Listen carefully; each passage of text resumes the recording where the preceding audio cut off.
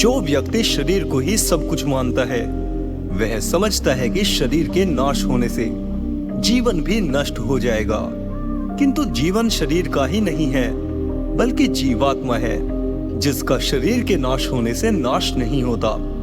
मनुष्य योनि में प्रथम जन्म से लेकर मोक्ष पर्यंत की संपूर्ण अवधि इस जीवात्मा का जीवन है तथा यही उसकी संपूर्ण आयु है। जिस प्रकार दिन भर के श्रम के बाद मनुष्य को रात्रि विश्राम की आवश्यकता होती है जिसे हम मृत्यु नहीं कहते, उसी प्रकार शरीर का एक जीवन जीवात्मा का एक दिन है जिनमें किए गए श्रम से थककर उसे विश्राम की आवश्यकता होती है। मृत्यु इस विश्राम की अवस्था है। इस विश्राम काल में जीवात्मा अपनी थकान मिटाती है, जीवन में प्राप्त किए अनुभवों का पाचन करती है तथा नई ताजगी के साथ नए जीवन में प्रवेश करती है। शरीर का जीवन उस जीवात्मा के संपूर्ण जीवन की एक कड़ी है। शरीर का हर जीवन उस जीवात्मा की एक कक्षा है, उसे उत्तीर्ण कर वह अगली कक्षा में प्रवेश करता है। इस प्रकार बार बार शरीर धारण कर वह उन्नति करता हुआ अंत में मोक्ष को प्राप्त होता है। यही उसकी वास्तविक मृत्यु है, जिसके बाद ही उसका जन्म मृत्यु से छुटकारा होता है। इसीलिए शरीर की मृत्यु जीवात्मा के लिए अभिशाप नहीं बल्कि वरदान है। यदि जीवन और मृत्यु का चक्र नहीं होता तो जीवात्मा का कभी विकास नहीं हो सकता था। मनुष्य आदिम सभ्यता से ऊपर उठ ही नहीं पाता। जिसे जीवन की इस तारतम्यता का ज्ञान नहीं है वही इस शरीर की मृत्यु को अपनी मृत्यु समझकर भयभीत होता है। मृत्यु में शरीर के अलावा कुछ भी नष्ट नहीं होता। वह जीवात्मा पुनः नया शरीर धारण करके नए जीवन में प्रवेश करता है।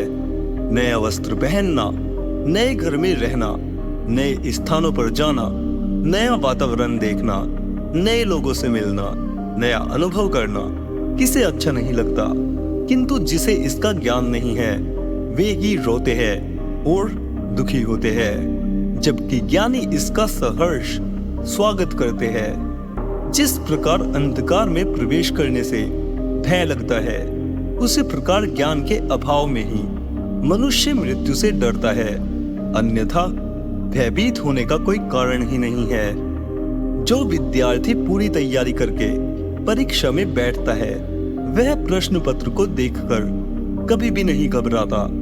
ऐसे ही मृत्यु की पूर्व तैयारी करने वाला उससे नहीं घबराता, जो अपने जीवन काल में समस्त कर्तव्यों को पूर्ण कर चुका है, जिसने जीवन का पूरा सदुपयोग किया है, जिसका जीवन सदा पवित्र रहा है, जिसने सदा दूसरों का हित चिंतन ही किया है, जो राग, द्वेष, घृणा, वैमनस्य, ईर्ष्या आदि की अग्नि में कभी नहीं जला है, उसे मृत्यु का भय नहीं होता। उसे मृत्यु एक सुखद अनुभव प्रतीत होती है। जिसने जीवन को निरर्थक कार्यों में ही गवा दिया है, जिसने अगले जीवन की तैयारी नहीं की, वही मृत्यु से भयभीत होता है, क्योंकि उसे पता ही नहीं है कि मृत्यु के बाद क्या होगा तथा अगला जीवन उसे कैसे मिलेगा। ज्ञान होने पर उसका यह भय दूर हो जाता है। जीवात्मा उस परम अस्तित्व का अंग है जिसका रूप सदा बदलता रहता है। जब उसे प्रकट होना होता है तो वह शरीर धारण करता है। शरीर नष्ट होने पर वह पुनः अप्रकट हो जाता है, स्वयं नष्ट नहीं होता। मृत्यु का अर्थ मिट जाना नहीं है, निर्वाण मोक्ष में भी मिटना नहीं, उस परम अस्तित्व के साथ एक हो जाता है, उसका हिस्सा बन जाता है। जन्म के बाद वह उस अस्तित्व से भिन्न दिखाई देता है जो उसी का घनीभूत रूप है, किंतु वास्तव में वह उससे सदा ही अभिन्न बना रहता है। जीने की वासना ही मृत्यु के भय का कारण है। जो जितना वासनाग्रस्त होता है वह उतना ही भयभीत होता है। मृत्यु घाटे का सौदा नहीं है। मृत्यु के बाद ही आत्मा का नया जीवन नई चेतना से आरंभ होता है। इस जन्म के संपूर्ण अनुभव संस्कार रूप में जीवात्मा में विद्यमान रहते हैं, जिससे अलग जीवन इससे अधिक उन्नत वह सुखी रहता है। मुक्ति से पूर्व बार बार जन्म मृत्यु के चक्र से गुजरना परमात्मा का अभिशाप नहीं बल्कि वरदान है, जिससे चेतना निरंतर विकास को प्राप्त होती है तथा वही विकसित चेतना अंत में मोक्ष को प्राप्त होती है। बिना बार बार जन्म और मृत्यु के चक्र से गुजरे मोक्ष की संभावनाएं ही समाप्त हो जाती है। जीवात्मा के पूर्ण विकास के लिए एक ही जन्म पर्याप्त नहीं है, इसीलिए परमात्मा ने अनेक जन्मों की व्यवस्था की है।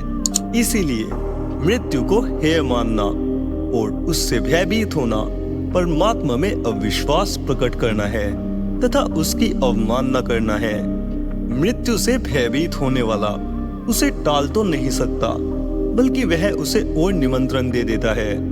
कहते हैं कि एक बार ब्रह्मा जी ने मौत को 2000 आदमी मारकर लाने का आदेश दिया। जब वह वापस लौटी तो उसके साथ 4000 आदमी थे। जब उससे जवाब तलब किया गया तो मौत ने कहा कि उसने तो 2000 मारे थे, शेष तो मरने के डर से भयभीत होकर अपने आप मर गए और उसके साथ साथ चल दिए।